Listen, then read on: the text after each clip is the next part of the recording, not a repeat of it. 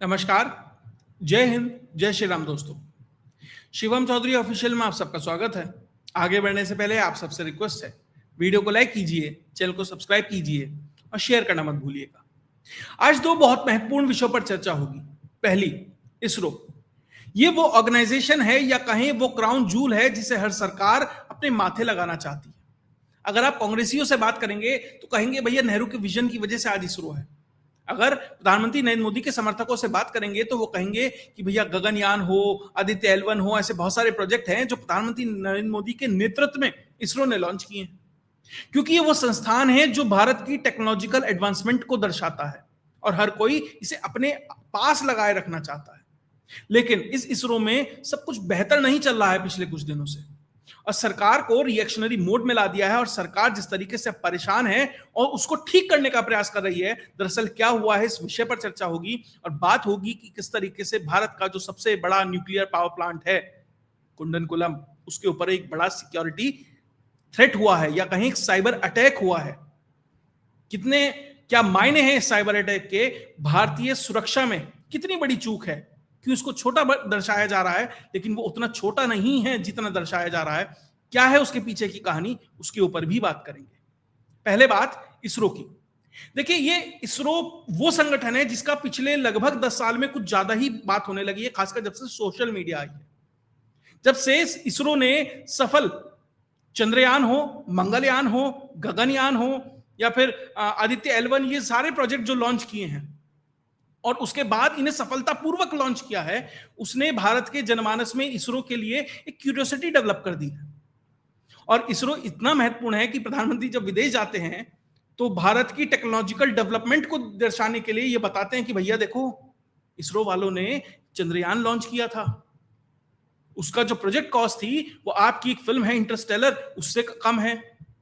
तो प्रधानमंत्री जब अपने अपने विजन को दुनिया के सामने रखते हैं तो उसमें भी इसरो एक बहुत महत्वपूर्ण रोल निभाता है। लेकिन पिछले कुछ समय से इसरो में सही खबरें नहीं आ रही हैं। पहले खबर आई कि CVS 61 और CVS 62 करके दो प्रोजेक्ट हैं जो कई सारी मिलिट्री सैटेलाइट्स को अंतरिक्ष में ले जाने वाले थे, वो अचानक से लगातार फेल हो जाते हैं। इसके ऊपर मैंने एक डिटेल्ड वीडियो भी किया था कि किस तरीके से उसके बाद अजीत डोभाल बाकायदा जाकर वहां का दौरा करते हैं। लेकिन इसरो से दोबारा से एक और खबर आ रही है। इसरो में आज के समय में लगभग 14,600 कर्मचारी काम करते हैं। इसरो मात्र एक संस्थान नहीं है, इसरो एक तरीके से एक पूरा फैक्ट्री फ्लोर है। आपको उसमें अलग अलग डिपार्टमेंट दिखाई देंगे। कोई लॉन्च व्हीकल का डिपार्टमेंट है, कोई लिक्विड प्रोपल्शन का डिपार्टमेंट है, कोई सैटेलाइट का डिपार्टमेंट है, ऐसे करके बहुत सारे डिपार्टमेंट्स हैं जिसका अपना अपना रोल है कि कोई सैटेलाइट बना रहा है, कोई सैटेलाइट किससे भेजना है वो बना रहा है, जिससे भेजना है उसमें कौन सा इंजन लगना है किस रॉकेट में, कोई वो बना रहा है, कोई ये देख रहा है कि भैया किस तरीके से इसरो को मार्केट किया जा सके, सेल्स डिपार्टमेंट है। ऐसे करके मल्टीपल डिपार्टमेंट इसरो के अंदर है और उसमें लगभग 14,600 कर्मचारी काम करते हैं। लेकिन पिछले लगभग 4 से 5 महीने में खबर आ रही है कि जो उन 14,600 में से जो क्रीम है, यानी जो टॉप साइंटिस्ट हैं, जो असल में प्रोजेक्ट को आगे बढ़ाते हैं, जो ब्रेन है, वो अचानक से इसरो से इस्तीफा देकर बाहर जाने लगे। लगभग 120 साइंटिस्ट पिछले 4 से 5 महीने में इसरो छोड़ के जा चुके हैं और इसने सरकार को परेशान कर दिया है। आप इसका क्या व्यापक दायरा है, आप इस बात से समझिए। UR राव सैटेलाइट सेंटर है, यानी यहां से सैटेलाइट कैसे तैयार की जाए, कैसे भेजा जाए, उसके ऊपर काम होता है। वहां पे लगभग 1300 कर्मचारी हैं, जिसमें से 80 टॉप के साइंटिस्ट ऑलरेडी छोड़ के जा चुके हैं। उसके अलावा विक्रम साराभाई स्पेस सेंटर, यहां से रॉकेट भेजे जाते हैं, मतलब उसके ऊपर रिसर्च होता है, उसके ऊपर काम होता है। उसमें लगभग 4500 कर्मचारी काम करते हैं, यहां से भी 20 जो टॉप के लोग हैं वो छोड़ के जा चुके हैं। लगभग यह दायरा पिछले 4 महीने में 120 है। साल में कहीं 20, 30, 40 लोग छोड़ के जाते थे, यहां मात्र लगभग एक क्वार्टर में आप मान के चलिए 4-5 महीने में, 1 या 2 क्वार्टर में उससे दुगने लोग छोड़ के जा चुके हैं। और सारे वो हैं जो टॉप के हैं। ऐसा नहीं है कि कोई मिड लेवल, जूनियर लेवल कर्मचारी है, जो टॉप सीनियरिटी है वो छोड़ के जा रही है। और जो GSLV का LV-M3 प्रोजेक्ट है, उसके जो प्रोजेक्ट डायरेक्टर हैं विक्टर जोसेफ, वो छोड़ के जा चुके हैं। उसके अलावा चंद्रयान 3 के जो प्रोजेक्ट डायरेक्टर हैं आदित्य लल्लापल्ली, वो छोड़ के जा चुके हैं। यानी कि जो टॉप के लोग हैं वो इसरो को छोड़ रहे हैं और सरकार को इस बात ने परेशान कर दिया है। क्योंकि ये सिर्फ ऐसा नहीं है कि एक कर्मचारी है, उसने इस्तीफा दिया और वो चला गया। जो बहुत सारे लोग कॉर्पोरेट में काम करते होंगे वो समझते होंगे कि प्रोजेक्ट के बीच में से उसका प्रोजेक्ट मैनेजर चला जाए, या जो उस प्रोजेक्ट की सबसे महत्वपूर्ण जानकारियां रखता हो वो व्यक्ति चला जाए, तो उस प्रोजेक्ट को कितना हैम्पर होता है। क्योंकि आपको सबसे पहली बात तो उस व्यक्ति का रिप्लेसमेंट ढूंढना है, और क्या वो रिप्लेसमेंट मिल पाएगा, कितना मुश्किल है, आगे बताऊंगा कितना मुश्किल हो रहा है। आज से 10 साल पहले और अब में स्थितियां बहुत मुश्किल हो गई हैं इसरो जैसे संगठन के लिए, ऐसे टॉप क्रीम के लिए रिप्लेसमेंट ढूंढना। फिर उसको वो आए, उस तरह की एक्सपर्टीज उसके पास हो, वो प्रोजेक्ट समझेगा, उसमें डिलीवर करेगा, तो उसमें कई महीनों का दौर चला जाता है और वो प्रोजेक्ट बहुत डिले हो जाता है।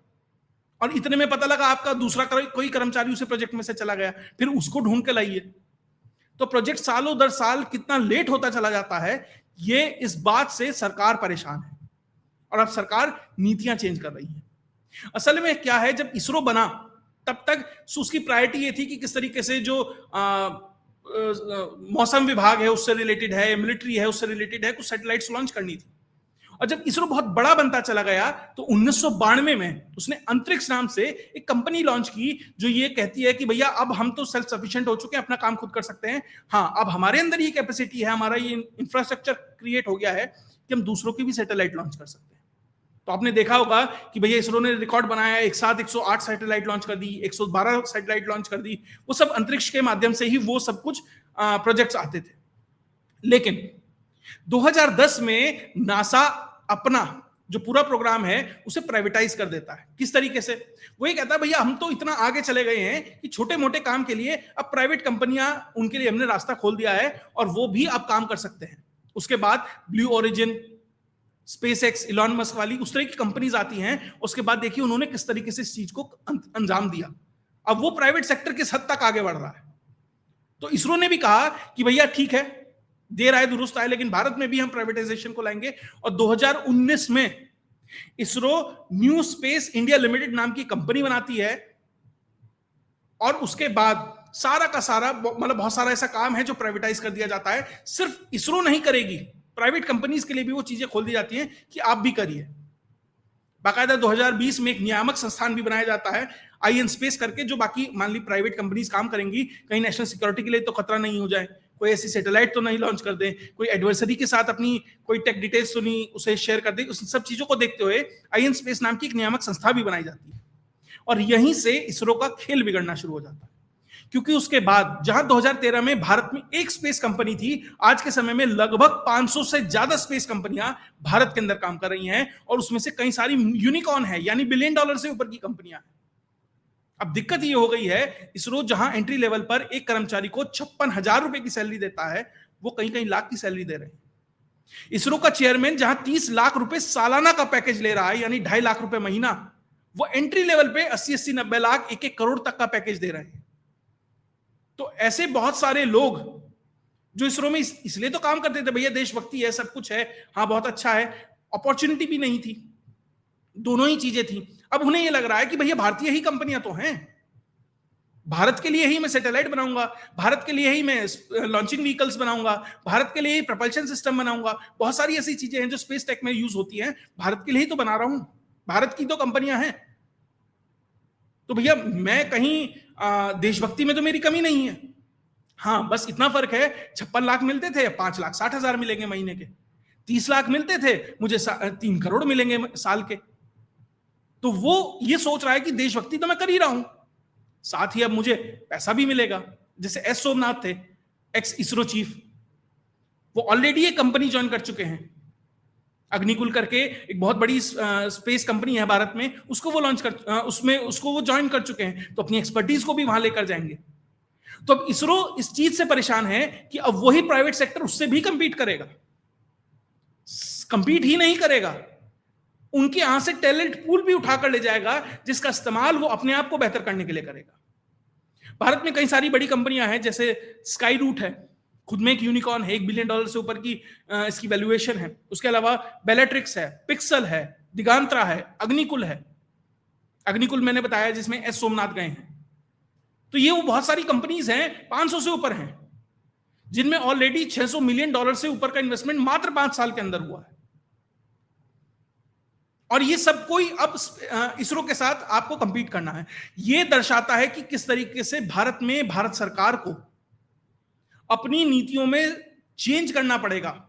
ना ही सिर्फ यहां जो अगला टॉपिक आएगा उसमें भी वो दर्शाता है कि आपको नए प्राइवेट सेक्टर से कंपीट करना है, नए दौर की टेक से कंपीट करना है। आपको किस तरीके से जो यूएस है, चाइना है, जितने भी टेक में सबसे ऊपर देश हैं, उनसे कंपीट करना है। उस हिसाब से आपको अपनी नीतियों को नए सिर्फ बनाना पड़ेगा, उनको किस तरीके से इंप्लीमेंट करना ही बहुत महत्वपूर्ण है। आप ये बताइए, इसरो में एक व्यक्ति काम कर रहा है 56,000 में, इन्हीं में से कोई एक कंपनी कहे कि मैं आपको 5 लाख रुपए महीना दूंगा, 5 लाख छोड़िए, 1.5 लाख भी दूंगा, 1 लाख भी दूंगा, तो निश्चित तौर पर वो वहां जाएंगे।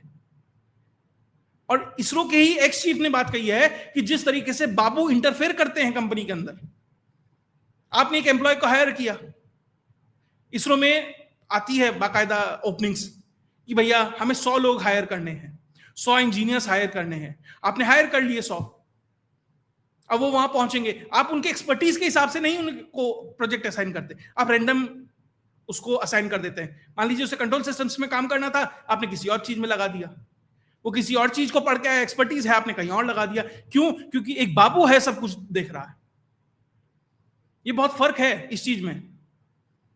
एक्स इसरो चीफ हैं, उन्होंने ही बताया कि जब वो आईआईटी में गए, सैलरी सुन के ही 60% लोग भाग गए। जो 40 बच्चे होंगे वो भी ज्यादातर वो होंगे जिनका कैंपस प्लेसमेंट कहीं बेहतर कंपनी में नहीं हो रहा होगा, या कोई बहुत ही बड़ा देशभक्त होगा, उसे लगता होगा भैया इसरो में तो बहुत बड़ी देशभक्ति का काम करना है, बड़ी बड़ी सैटेलाइट। निश्चित तौर पर है, मैं उसको डिनाई नहीं कर रहा कि अब देश के लिए, सरकार के लिए काम कर रहे हैं।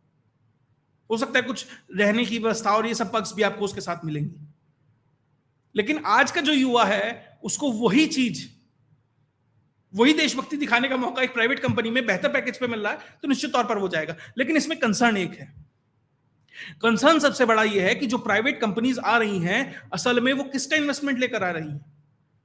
क्या कहीं उसमें स्पेसएक्स जैसी कंपनियां तो इन्वेस्ट नहीं कर रही बैकडोर से कि उसमें कंट्रोलिंग स्टेक रख रही हो?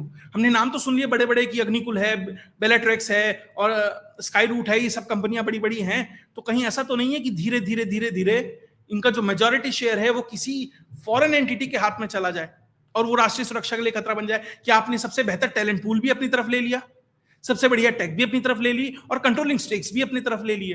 तो निश्चित तौर पर यह सरकार के लिए बहुत बड़ी जिम्मेदारी है कि वो ये देखे कि आपका जो टैलेंट पूल जा रहा है वो कहां जा रहा है, वो कंपनी क्या करती है और उस कंपनी को चलाने वाला कौन है और उसका एंड प्रोडक्ट क्या है, उसका भारत पे क्या असर पड़ेगा। इसलिए सरकार धीरे धीरे अब नियमों को थोड़ा सख्त कर रही है कि आपको जो नोटिस पीरियड है वो बढ़ा दिया गया है 3 महीने तक। तो क्या आप रोक नहीं सकते हैं? आपने 120 का आंकड़ा दे दिया कि 120 हैं कि वो छोड़ के चले गए, सब बहुत सारे नोटिस पीरियड पे होंगे, 10, 20, 30 नोटिस पीरियड पे भी होंगे समय, जिस समय हम न्यूज बता रहे हैं, यानी वो भी छोड़ के जाएंगे।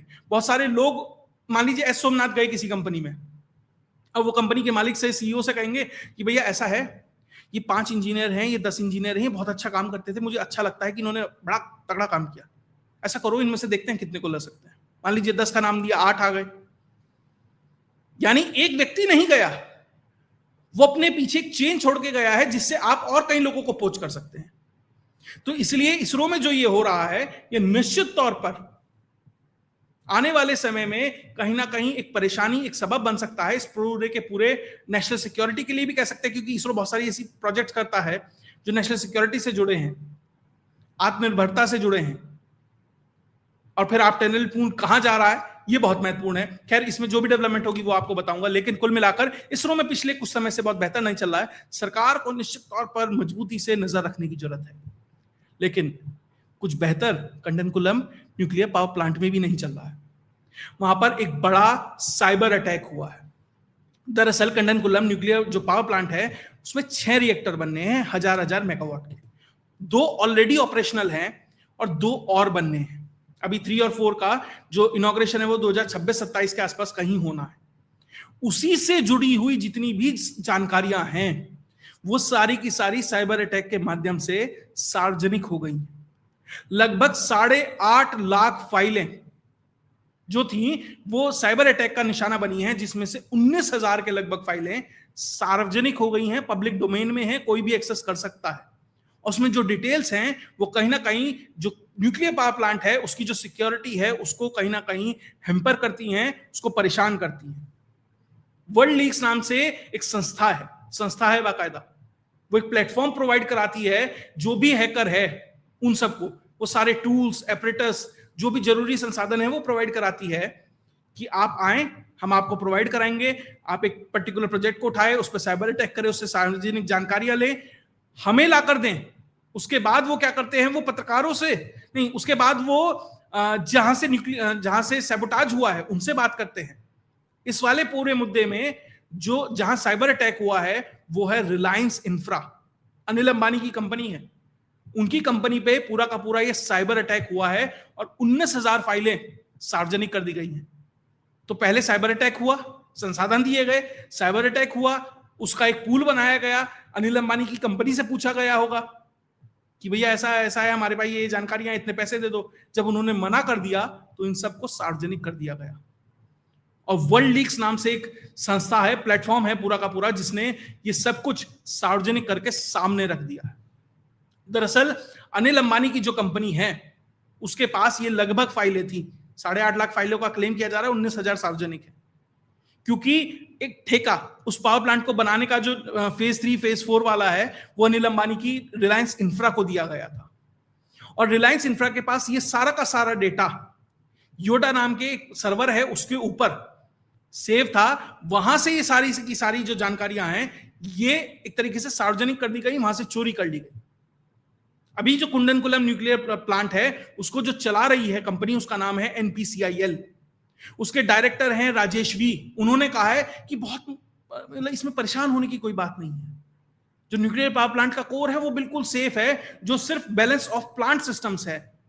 दोनों बताऊंगा, कोर क्या होता है, बैलेंस ऑफ प्लांट सिस्टम्स क्या होता है, कि बैलेंस ऑफ 2 हिस्से होते हैं प्लांट में। बैलेंस ऑफ प्लांट सिस्टम्स पे हमला हुआ है, उसकी जानकारी सार्वजनिक हुई है, जो कोर है वो सुरक्षित है, तो कोई डर की बात नहीं है। लेकिन जो एक्सपर्ट्स हैं वो ये मान रहे हैं, मैं ये नहीं कह रहा कि कोई न्यूक्लियर आर्मागेडन आने वाला है, कुछ होने वाला है, लेकिन उसकी जानकारियां सार्वजनिक होना एक लेवरेज देता है दुश्मन को भविष्य के लिए। अब कोर क्या होता है और बैलेंस ऑफ प्लांट सिस्टम्स क्या होता है? कोर क्या होता है, एक स्ट्रक्चर है जिसके अंदर न्यूक्लियर फ्यूल है, जिसके अंदर भाप बनती है, स्टीम बनता है, स्टीम जनरेटर होता है, यानी कि जितना भी सारा क्रिटिकल काम है वहां हो रहा है। फिर एक है बैलेंस ऑफ प्लांट सिस्टम्स, जिसके अंदर पंप है, जनरेटर है, उसके अलावा कूलिंग टावर है, यानी जो बाहर का और बाकी जो तार वार बिछे हैं, बाहर का और सिस्टम्स है, कंट्रोल करने का जो सिस्टम है वो होता है। उसकी जो जानकारियां हैं वो सारी की सारी जानकारियां सार्वजनिक हो गई हैं।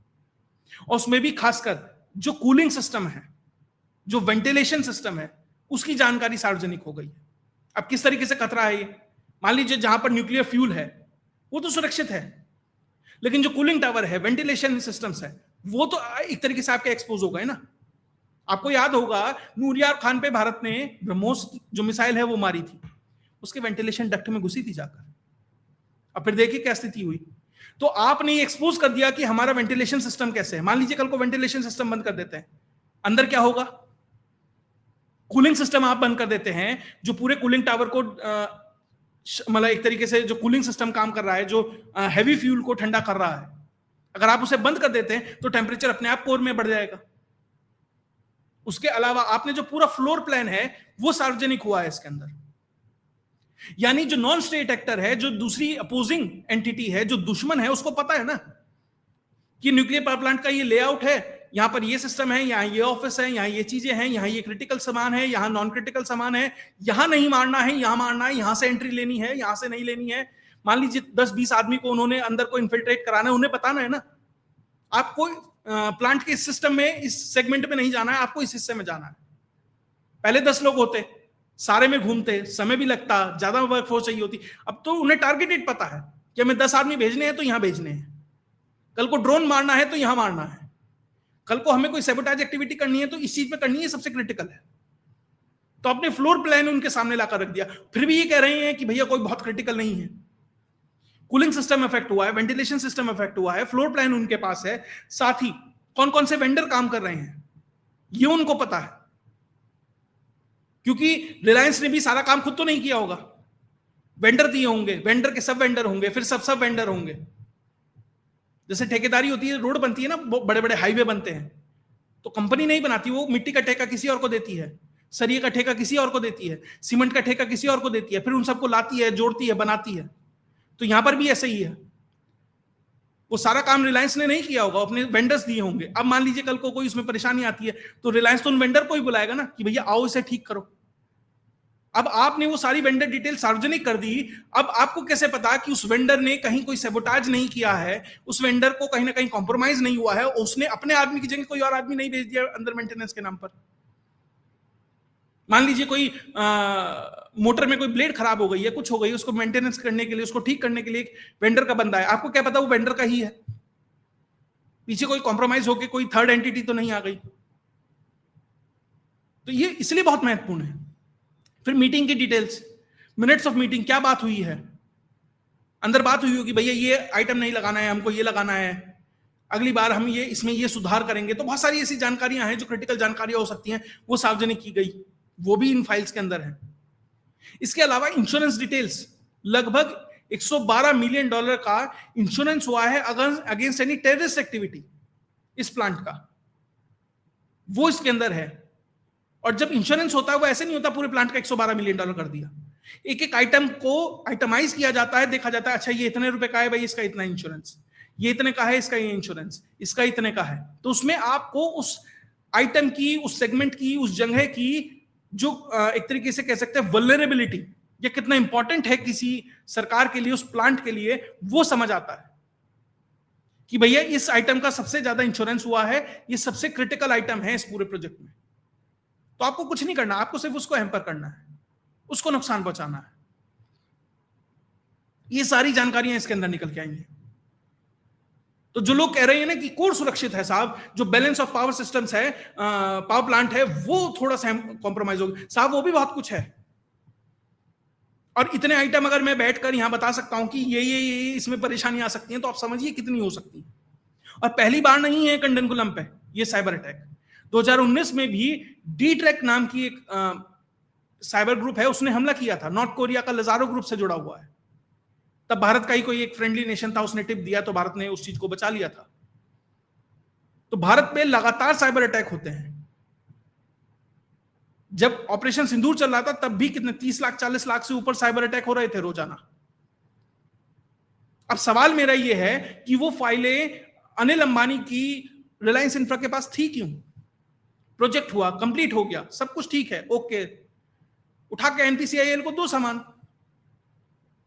अपने पास क्यों उतना क्रिटिकल सामान रखना है?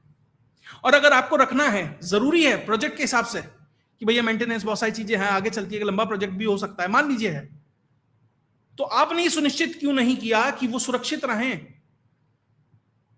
और ये जिम्मेदारी सरकार की भी है कि सिर्फ और सिर्फ मिलिट्री के क्रिटिकल इंफ्रा को आपको सुरक्षित नहीं रखना है, जो सिविलियन क्रिटिकल इंफ्रा है उसको भी सुरक्षित रखना है। छोटा सा उदाहरण है, जगन्नाथपुरी की रथ यात्रा चल रही है, एंटी ड्रोन सिस्टम्स लेकर खड़ी है पूरी की पूरी फौज वहां पर, एनर्जी की कमांडोज हैं, क्योंकि आप वो सुरक्षा दे रहे हैं, आप समझ रहे हैं कि वो कितना महत्वपूर्ण हो सकता है। तो इन जैसे सिस्टम्स के लिए भी, इन जैसे इंफ्रा के लिए भी, न्यूक्लियर पावर प्लांट है 6000 मेगावाट का होना है, 4 ऑलरेडी हो गया, 2 और होना है। अभी आप फास्ट ब्रीडर का कलपकम में कर रहे हैं, ये सिर्फ न्यूक्लियर है और बहुत कुछ है ऐसा, उसको सरकार को सुरक्षित रखना है, उसके लिए क्या नीति है? इसलिए मैंने कहा इन दोनों के लिए बहुत जरूरी है, इसरो है या फिर आपका न्यूक्लियर है, 2 उदाहरण है आज के लिए। तो सरकार को एक दूरगामी नीति बनानी पड़ेगी कि किस तरीके से, हर तरीके से इनको इंसुलेट किया जाए और सुरक्षित किया जाए। खैर, जो भी इसमें डेवलपमेंट आएगा वो आपके साथ लेके आता रहूंगा। अगर आपको वीडियो विश्लेषण अच्छा लगा तो वीडियो को लाइक कीजिए, चैनल को सब्सक्राइब कीजिए और शेयर करना मत भूलिएगा। जय हिंद, जय भारत।